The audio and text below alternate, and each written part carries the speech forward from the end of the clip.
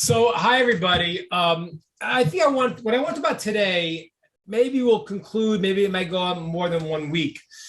But what I want to talk about is a very important quote, and I want to give a little history to understand how did the world get this crazy, and what can I do about it? That's the topic I want to discuss. It may How the world got so crazy may take more than one session, as it's pretty crazy. But I need to give a little history here. We've done this a little bit before because it's very important to understand the parameters, understand where we are, because every person lives in their own little bubble. It's a blip. A person lives 100 years, it's still a blip in history. It's nothing. So you have to get a broader view of God's grand plan and what's my role in that and where is the world going. And when I think about the philosophy of the world today, which I don't know if you all realize it because we all grew up at this from the time of Darwin, as Darwin's friend Aldous Huxley said. Darwin was the first one to give atheists some way to explain their beliefs. It justified a whole world that before was not discussed, because before that there was idolatry. They believed in different gods, but not to believe in some being that was the cause of this world was a foolish belief. So whether you like Darwinism or you subscribe to evolution, as we discussed, evolution means a lot of different things, and we can discuss that as we go. But whatever it is, that's not a very long time. So people believed in a different world, which had its own problems and in certain ways worse. But we're all in the world of random. And that's frightening, because you have to understand the modern person who does not believe in God, and we'll talk about the mistaken beliefs in God, believes the world is random. So you can do crazy things because everything is purposeless. I mean, I honestly don't know how a person who believes the world is random, how they get up in the morning. I don't understand it.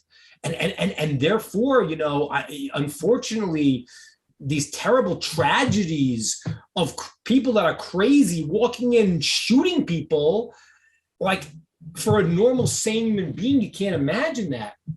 They start thinking about what are they thinking? If the world out there believes that is nothing, no rhyme and reason, and the only reason why they act proper is because they have law that forces them to, or because they get their physical pleasures every day to go out. But most people don't get their dream of their pleasure, and so their life is clearly meaningless. And that's a very dangerous world.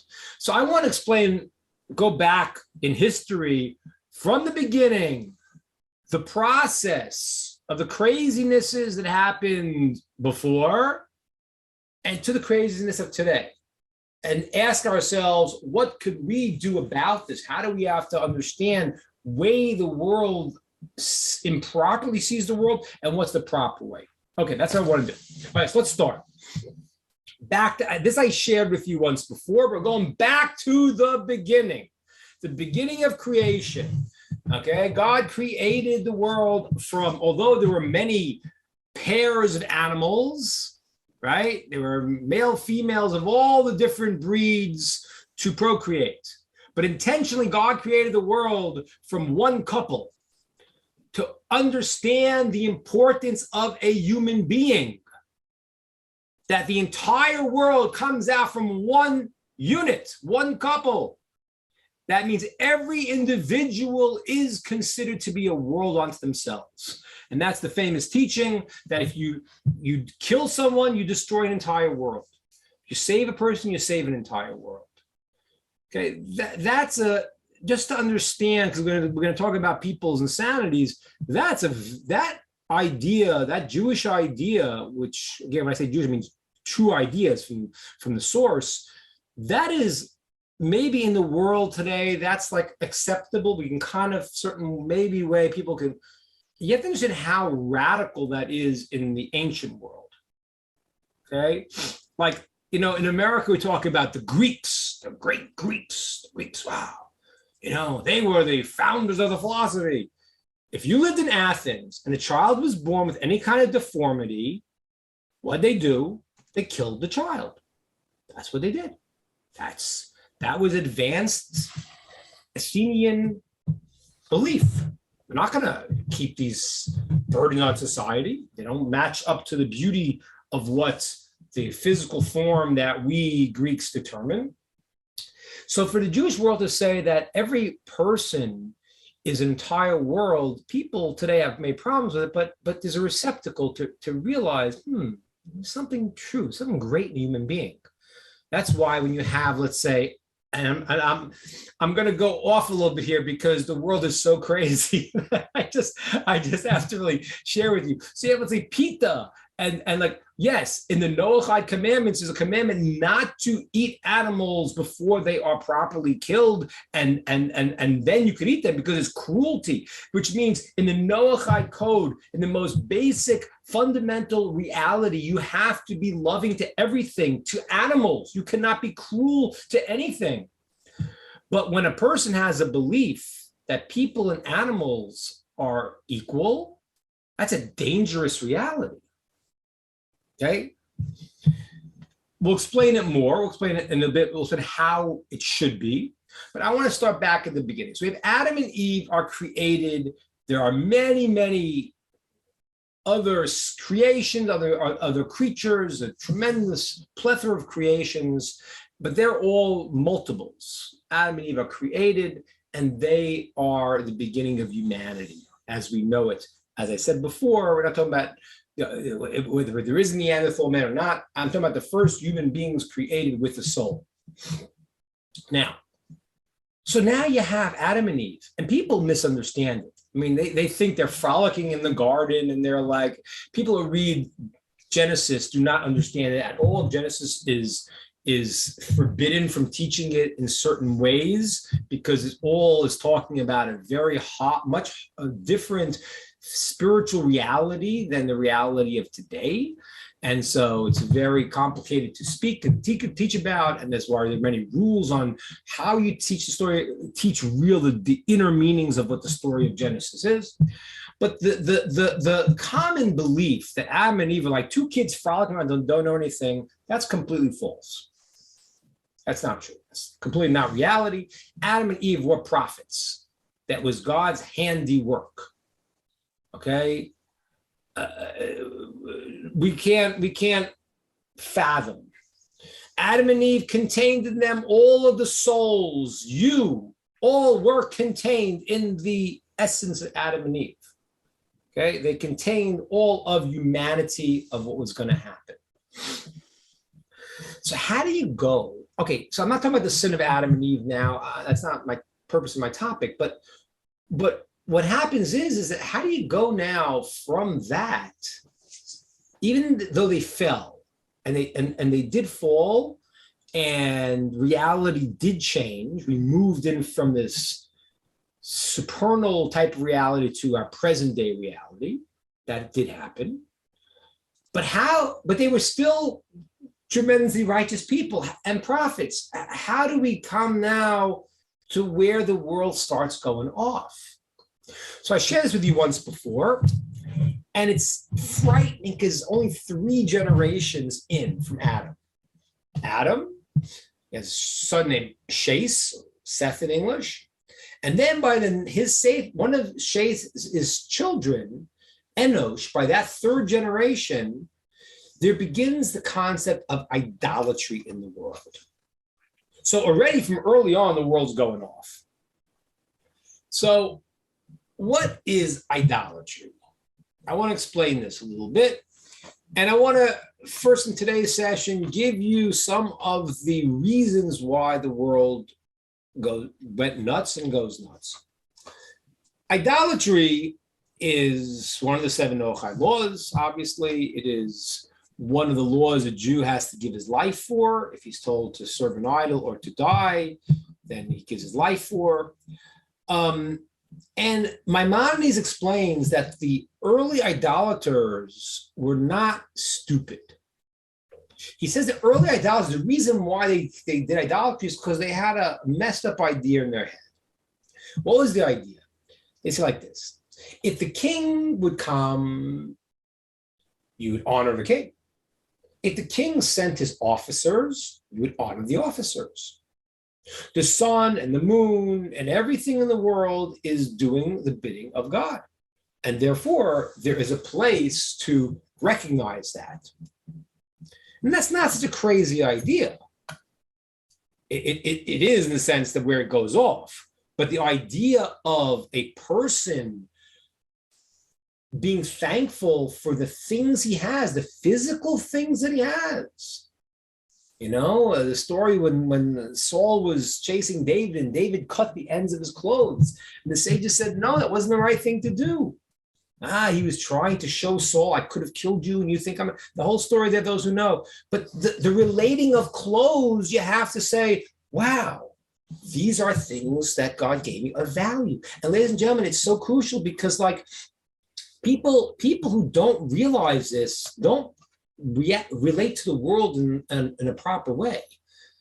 And this is what I said, was hinting at earlier when I said about the idea of Pita. You have to understand something. The human being is the pinnacle of creation. When Adam saw all of the creations, he sang this psalm, it's in Psalms. He says, come, let us praise God together. Now, that means a human being is supposed to see the things that are created in the world as vehicles to elevate creation. You have to use the world for a good purpose, not abuse the world. So, yes, this is where people have, like a lot of the bad ideas have a grain of truth to them. There is a grain of truth that you're supposed to take the world to use it, not to abuse it. That's certainly true. But what happens is that Adam saw himself as the pinnacle of creation, and everything God gave him, he was going to elevate. That's why there's a law in the Torah. You're not allowed to chop down a fruit-bearing tree for no reason. It's destruction. You can't destroy. How can you destroy something like that? It's a beautiful thing God gave us in the world. So what happens is now we have a generation that starts with this little crazy idea of, okay, wait a minute. We have to thank the sun, thank the moon, thank the this, thank the that. And I don't know what they looked like in the original mistake. Maybe they didn't look so bad. Maybe they kind of looked like, very... I don't mean this in a derogatory way, kind of like hippies. I don't know, maybe they look like, people like, oh, we want to tune in and thank everything. And maybe it was something, because Maimonides says that the beginning of it was a mistake. But where did it evolve to? It evolved to what's called idolatry. What's idolatry? Idolatry is all of a sudden the sun, the moon, or whatever force is seen as being separated from the source, from God. It has its own power, whatever it is. Whatever it is. We mentioned before, the idea in Christianity of the devil fighting God. That to us is a complete impossibility. God is omnipotent in every way. Anything else has any power, that's called idolatry. How can that be? So the people started maybe with a mistake, but it evolved into a place where they started saying these things have their own separate power. Yeah, there's a supreme God. We don't even disagree with that. But these things have their own separate power. Idolatry. Now, I want to explain this to you. This we talked about once before. This is just fascinating. I've shared this, but it's important to see in the context. I want to build this for the next couple of weeks. So there is now different traits that people have and different traits that we have inside of us that could really mess us up. Okay? there is three traits that there are three traits that if it that not dealt with properly, they're going to destroy a person. And those are unbridled desire, jealousy, and honor, chasing after honor uncontrollably. And as you can see, all these things may have a place, right? Right? Should I have desire for things that are good for me? For sure. Person who has no desire to do anything, he's apathetic. So what does it mean unbridled desire? What does it mean that a person has wants honor? Everyone, it's natural. People, I have a friend, Rev David Kaplan, and one time he did this thing in a lecture. I thought it was brilliant. He had one of the students walk outside, to go outside, and then I'm going to call you back in to come back in the class in a minute. And he told everybody in the class that when this student comes back in, I want you to start clapping for him. Just start clapping for him. And then stand up and clap for him. The guy went out and he came in and we started clapping. And it was a natural reaction. He couldn't control it. He started smiling from ear to ear. And when we stood up, he's like, "Wait, this was a setup." You knew that he must have told us to do this, but you couldn't stop, because there's a place where if I honor you and I recognize you, it's a natural place in a person. A human being needs it, and yet when it's misused, you're in a danger zone. Same thing by desire. If there was no desire, nothing would happen. Everything would stop.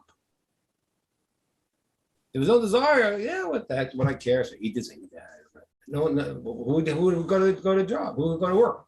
I don't need anything. I don't want anything. So, but misused, terrible.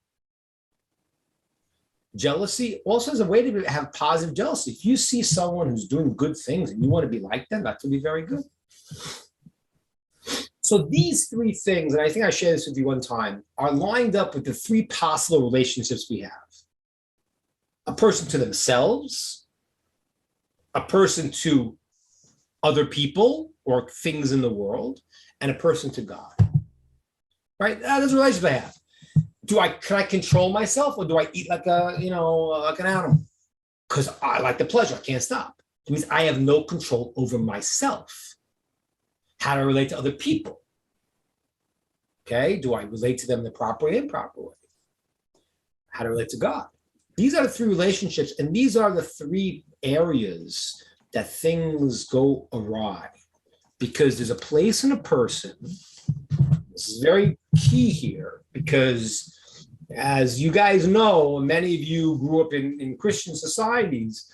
They've taken Jewish concepts and altered them to the point that they have no connection to what is correct. The original sin idea is some aberration of a Jewish concept and makes a person dirty and bad. We don't say that. However, we do say a person has in them a side to them that wants to do the elevated things, and has a side in them that is supposed to challenge them. Supposed to challenge them, literally. So, for example, if I'm a person who is, I'll give you an example. One of my children, thank God, is a very big Torah scholar. And when he was a kid, he loved candy. Loved candy. So what did I do? I gave him candy. He'd go learn Torah. Candy, candy. So, all right. Now, if he would stay in that, and at 30 years old, he's like, hey, can I have a Kit Kat? Then we got a problem on our hands. But if he transfers that desire and that wanting something sweet to something that is now spiritual, he's taking the same trait that could knock him off, and now it's making him great. That's the negativity we have, what we call the Yetzer Hara. The ability to go and to give us a pushback is our need to overcome that. That's what it is. That's why we have it. Not because you're intrinsically bad. That's wrong.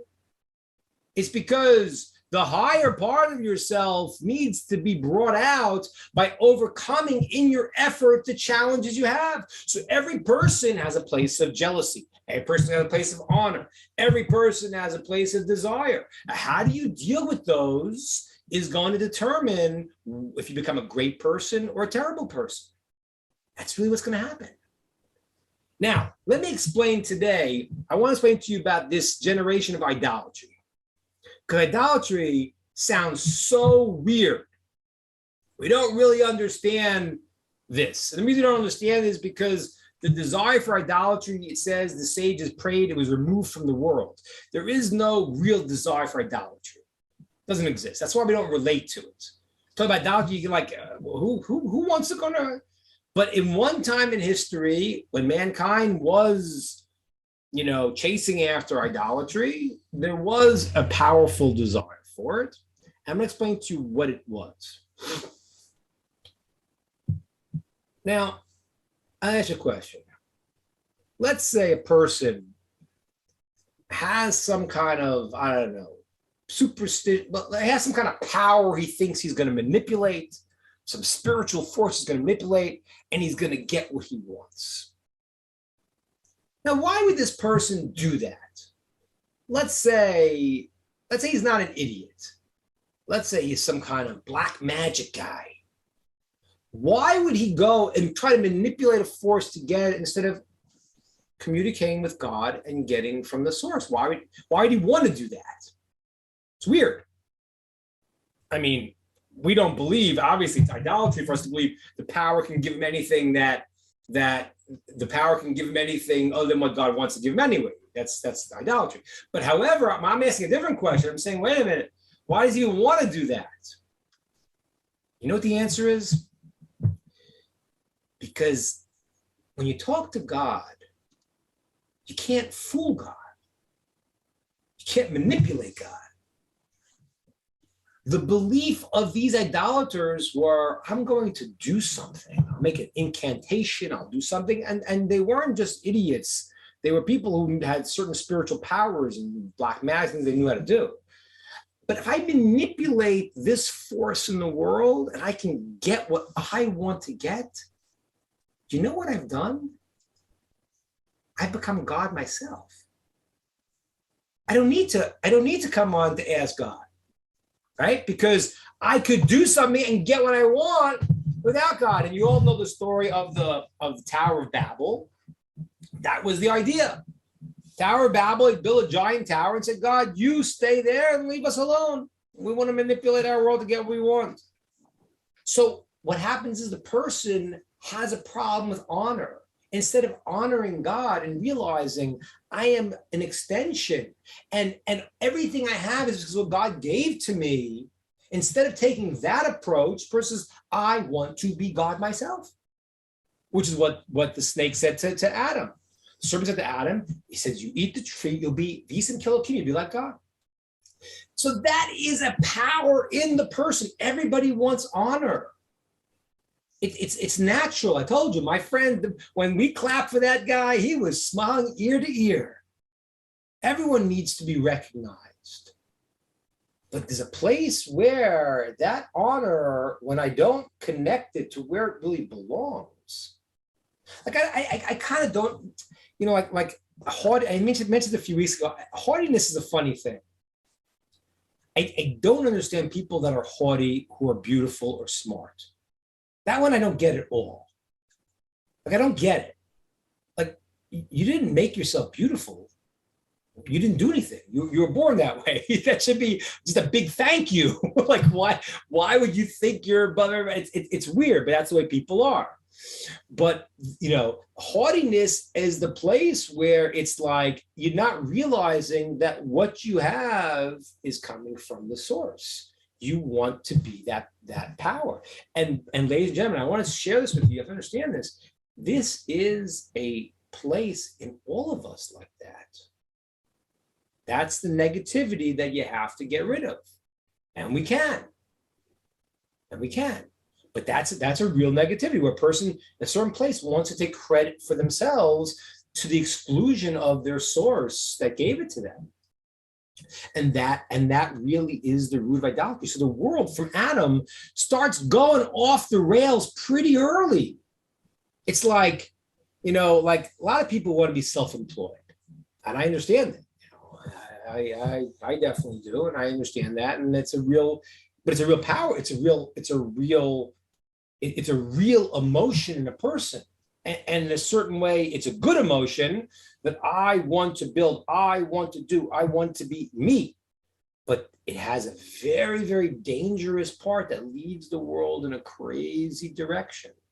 So what happened was 3 generations in, there's already idolatry. And people are born to their own power. Now we have the generation of the flood. And here is illicit relations. Just the pleasure that they were having, they couldn't control it anymore. And that's all they wanted. And you could see that. You could see how a person, it's funny because in America, we're like, I don't know. I don't know what the situation is now. Like I kind of remembered when I was a kid, I used to live in Manhattan. I went to school in Manhattan. And I remember not having air conditioning. I remember just being really hot in the city. I said to my wife this week, I said, does that happen in America? I was like, everyone have like central air conditioning. I get the impression that everyone has it, but like that's kind of somewhat recent. 30 years ago, that wasn't even so, but everyone expects and everyone wants these comforts. Comforts, by the way, ladies and gentlemen, it's really, comforts are a danger. See, the opposite of pain is not comfort. As a pain is made pleasure. A comfort is kind of like, could be a very slow death. It could just be a place where a person is just like, and that's why comfort, sometimes the comforts that we have in today's society, sometimes they numb us to really getting to things that are valuable because we're comfortable. But a person who gets, and it's a natural part, from the time you're a baby, first thing is, and this is the problem. The problem is that we don't get our sense of self and understanding until we hit some age of adulthood. 12 for girls, 13 for boys, in terms of maturity, a certain level. And then it still develops from there. But as a child, today, and Rod's smiling because today it's like a 50, right? So what happens is that but when as soon as you're born, you need to nurse, and you don't care that your mother has not slept, and she's been up all night. You could not care less because you need that, and that is a certain physical pleasure a person needs. So you grow up with that. And that's where I was telling you before, the ability for the higher part of ourselves to come in is so crucial, because you've had years of just being a kid and candy, whatever it is that you want, because that your physical body is dictating what's happening until you have the ability to a higher part of yourselves. So the generation of the flood, it says they had all the good things they wanted. And they got into their pleasure. They couldn't get out of it. Okay, that's what it was. It was just like kept feeding the pleasure. Pleasure is a very fascinating thing. I always tell people, if you notice, there's a very fundamental difference between physical pleasures and spiritual pleasures. Physical pleasures all work the same way. What happens? You're hungry, you eat. You're full, you just had a giant meal. The guy says, here, have another steak on the house. Can't do it because you don't want it, because it's all the same illusion in a certain way. You're empty, full, empty. And once you're full, you don't want it. Spiritual pleasures are not like that. There is no limit to that. The person says, I love someone, You can't say, well, I love him enough, I don't have to love him anymore. You could love him more. It's not based on that system. But the addiction of the pleasure, that really is a place where already very soon on in the world went crazy in its pleasure, and that was generation of the flood, and that fell out there. And then the last one, and I'm not going to go through which generation, because it's a little complicated, but I want to get the idea. The third idea is the idea of jealousy, which really we even see from Cain and Abel from the very beginning. A very, very fundamental thing. The jealousy is a breakdown between man and his fellow man. So what happens? Jealousy is a crazy thing. Jealousy doesn't mean that I see someone have something and I want to attain that also. It means it bothers me that they have it.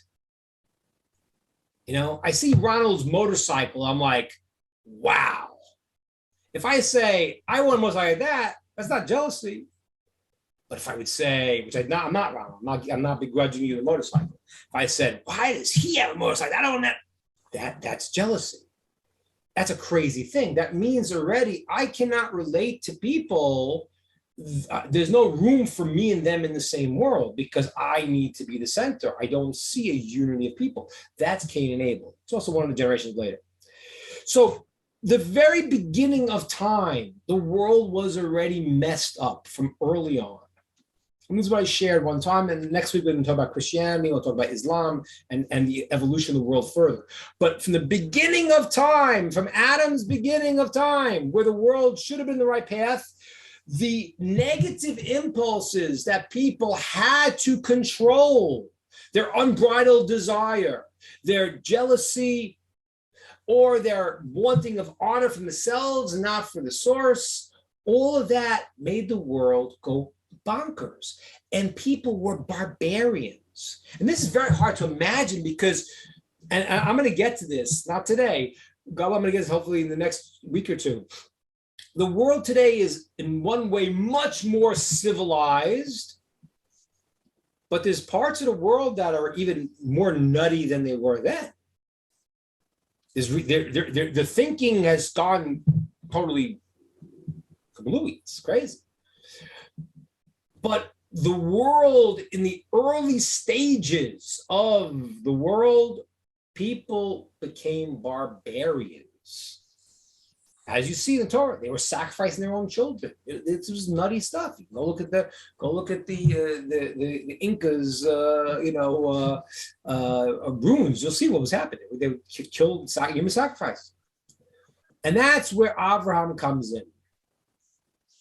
And as I said to you many times, in the early years, Adam had students. He had his righteous son, Chase, and Chase had his righteous, and there was a group of cadre of people who were righteous, who kept within the system. But the world in itself was going crazy and became barbaric. And that's where Abraham came in. And that's really why Abraham is now the revolution. Because he looked at the world, he didn't grow up like the other people. He didn't grow up the righteous people who were all in one little clique.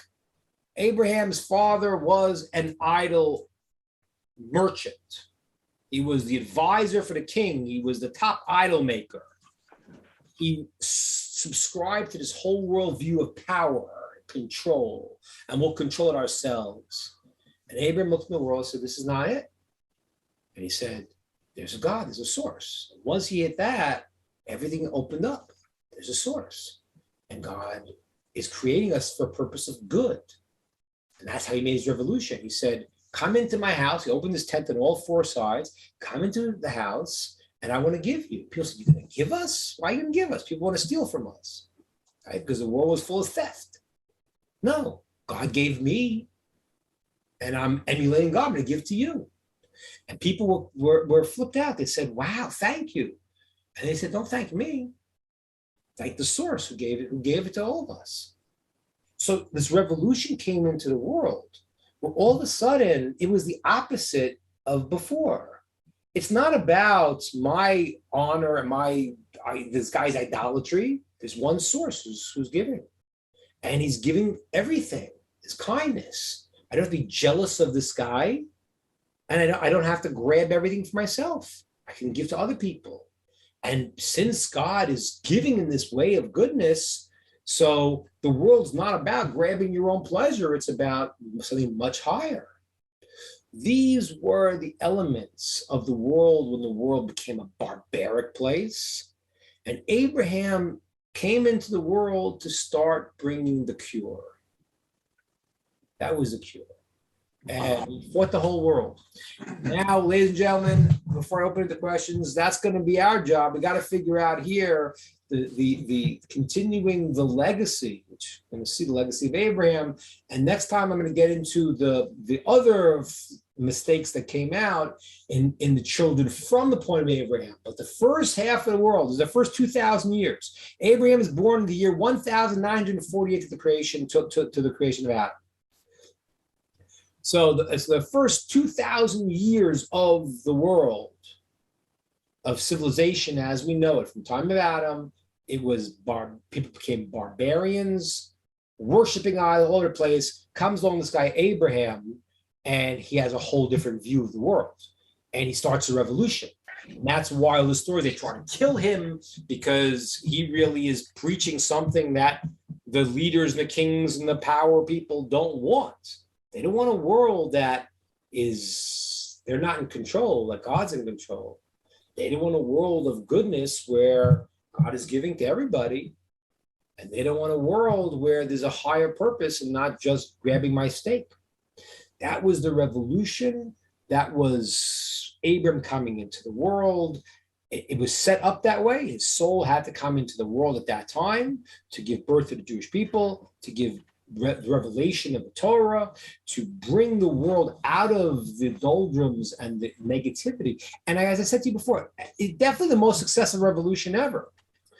And next time we're going to see the new ways that it went haywire in times from Abraham, and we're going to get up to the times of today.